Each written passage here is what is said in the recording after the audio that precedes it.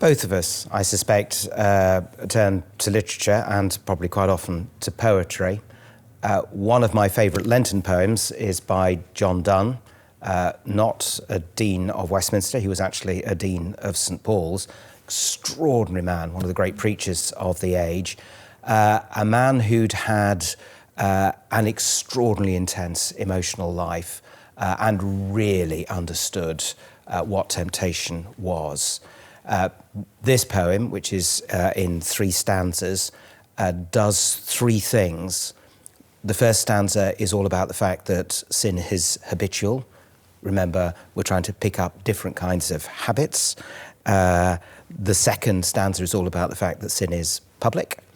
And the third stanza is all about the fact that it's a kind of summons and it's personal. All things that we've said already.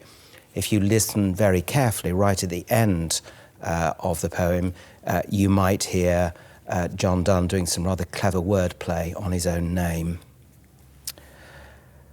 Wilt thou forgive that sin where I begun, which was my sin, though it were done before? Wilt thou forgive that sin through which I run, and do run still, though still I do deplore? When thou hast done, thou hast not done, for I have more. Wilt thou forgive that sin which I have won others to sin, and made my sin their door? Wilt thou forgive that sin which I did shun a year or 2, but wallowed in a score? When thou hast done, thou hast not done, for I have more. I have a sin of fear, that when I have spun my last thread, I shall perish on the shore. But swear by thyself, that at my death thy sun shall shine, as he shines now and heretofore. And having done that, thou hast done, I fear no more. I can see why that speaks to you. That's very good. I'm also really interested in poetry, but I've chosen a contemporary poem by the poet Denise Leverton. It's called A Primary Wonder. Do you know that? I don't. You don't? It's a beautiful poem. It starts with days pass when I forget the mystery. And she's talking about how she is distracted from following God, from recognising God in the world. And she talks about these distractions that come into her mind, or her problems, and how they're like courtiers with caps and bells, lovely image, who stop her looking at the main event, take her attention away from the sheer wonder and mystery and awe of God. Primary wonder. Days pass when I forget the mystery. Problems insoluble and problems offering their own ignored solutions jostle for my attention.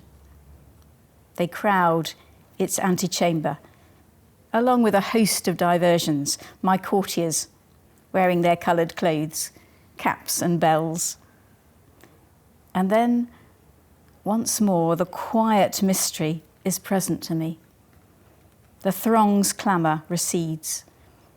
The mystery that there is anything at all, let alone cosmos, joy, memory, everything, rather than void.